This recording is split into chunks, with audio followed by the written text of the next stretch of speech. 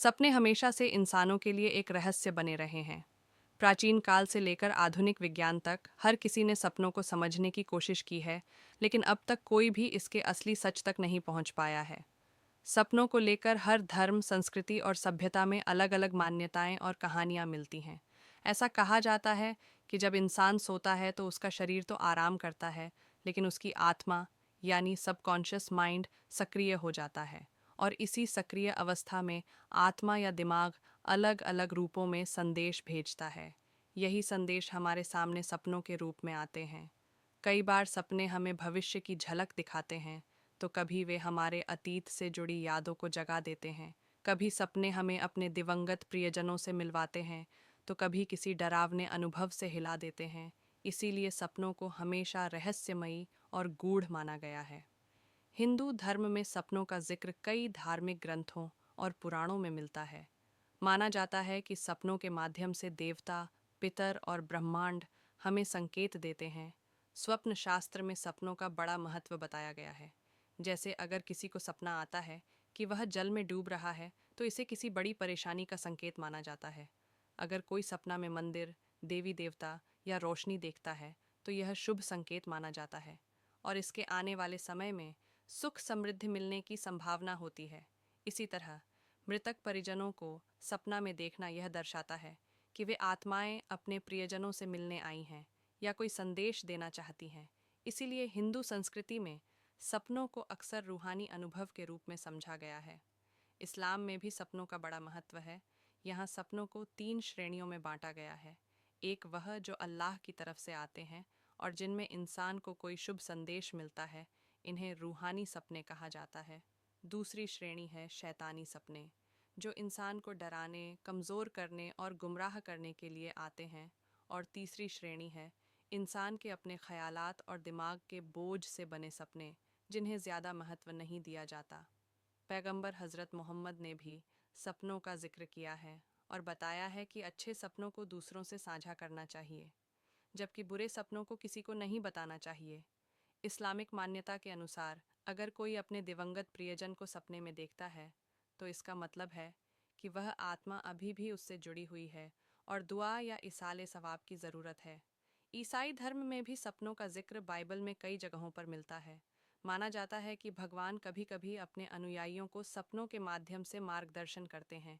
जैसे पुरानी वसीयत ओल्ड टेस्टामेंट में यूसुफ ने अपने सपनों के आधार पर मिस्र के राजा फिरौन को आने वाले अकाल के बारे में चेतावनी दी थी। इसी तरह कई ईसाई मानते हैं कि सपने ईश्वर की इच्छा या चेतावनी का तरीका है। खासकर 40 दिनों के बाद आत्माओं के सपनों में दिखने की मान्यता यहाँ भी मिलती है। बौद्ध धर्म में सपनों को मायावी जगत का हिस्सा माना गया है। बुद्ध ने कहा था कि इंसान का मन ही सबसे शक्तिशाली है और सपने इसी मन के अंदर चल रही इच्छाओं, भय और कर्मों का प्रतिबिंब हैं। बौद्ध ग्रंथों में 5 तरह के सपनों का वर्णन है। इच्छाओं से जुड़े सपने, स्मृतियों से जुड़े सपने, वर्तमान जीवन की परिस्थितियों से जुड़े सपने, भविष्य सूचक सपने और रूहानी अनुभव वाले सपने।